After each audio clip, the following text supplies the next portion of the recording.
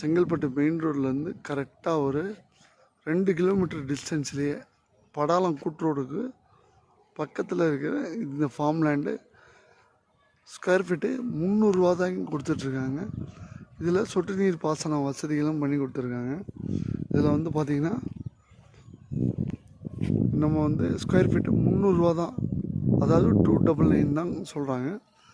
அருமையான பிளாட்டு. நமக்கு வேணுங்கிற மரம் வச்சு கொடுத்துருவாங்க. 2 வருஷத்துக்கு மெயின்டைன் பண்ணி தராங்க.